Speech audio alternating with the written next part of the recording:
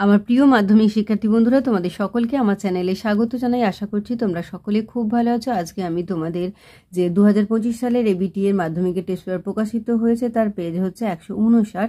সেখানে যে বাংলার পেজ রয়েছে সেখান থেকে আমি তোমাদের এমসিকিউ এর উত্তরগুলো একটু দেখিয়ে দেবো। ইতিমধ্যেই যারা চ্যানেলটিকে সাবস্ক্রাইব করে নিয়েছো তাদের সকলকে অসংখ্য ধন্যবাদ জানাই। আর যারা নতুন দেখছো তারাও চ্যানেলটিকে সাবস্ক্রাইব করে নিয়ে সাথে থেকো। চলো তাহলে শুরু করছি। একের দাগে সঠিক উত্তরটি নির্বাচন করো। 1.1 সে প্রায় কাঁদিয়া ফেলিয়াছিল। এখানে সে হলো গয়েরটা নদের চাঁদ। 1.2 বিরাগীকে দেখে জগদীশবাবু দুই বিস্মিত চোখ হয়ে গিয়েছিল। এটা হবে ক্ষয়টা অপলোক। 1.3 নতুন নতুন অমন হয়। নতুন নতুন কি হয়? ক্ষয়টা কারেকশন। 1.4 আফ্রিকা বিদ্রুপ করেছিল কাকে? ক্ষয়টা ভীষণকে। 1.5 গান বাঁধবে সহস্র উপায়। কে গান বাঁধবে? কয়েকটা কোকিল।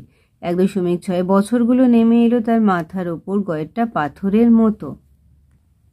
1.7 লেখক শ্রীপান্ত শৈশবে হোম টাস্ক করার জন্য ব্যবহার করতেন ঘয়েরটা বাঁশের কলম। 1.8 কলকাতা বিশ্ববিদ্যালয় পরিভাষা সমিতি নিযুক্ত করেছিল কয়েকটা 1936 সালে। 1.9 ডমরুধরের স্রষ্টা হলেন কয়েকটা তৈলক্যনাথ মুখোপাধ্যায়।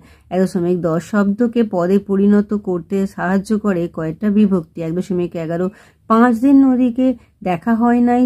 চিহ্নিত পদটি কোন কারকের দৃষ্টান্ত? চিহ্নিত পদ হলো নদীকে। এটা হয়ে যাবে ক্ষয়টা কর্মকারক। 1.12 কোনটি তৎপুরুষ সমাসের শ্রেণীভুক্ত? এটা হবে গয়টা বিলাত ফেরত। 1.13 বহুব্রীহি সমাসে প্রাধান্য পায় গয়টা তৃতীয় পদের অর্থ। 1.14 কোনটি বাক্য নির্মাণের শর্ত নয়? ক্ষয়টা অভিধা। 1.15 আমাদের মতো যারা ওস্তাদ তারা ওই কালো জলে হরিতকি ঘষত। বাক্যটি কোন শ্রেণীর? গয়টা জটিল বাক্যের। 1.16 ক্রিয়ার কর্ম প্রাধান্য পায় কোন বাচ্চে? এটা হয়ে যাবে ঘয়েরটা কর্ম বাচ্চে। 1.17 তিনি টিকিট কেনেননি। এটি কোন বাচ্চের উদাহরণ? এটা হয়ে যাবে কয়েকটা কর্তৃবাচ্য।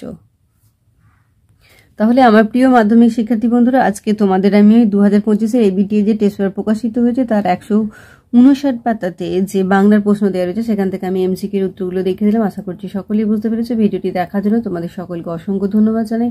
ভালো লাগলে লাইক করে কমেন্ট করে বন্ধুদের মধ্যে শেয়ার করো। আগামী দিনে নতুন নতুন ক্লাসগুলো পাওয়ার জন্য অবশ্যই চ্যানেলটিকে সাবস্ক্রাইব করে সাথে থেকো। তোমরা সকলেই খুব ভালো থেকো।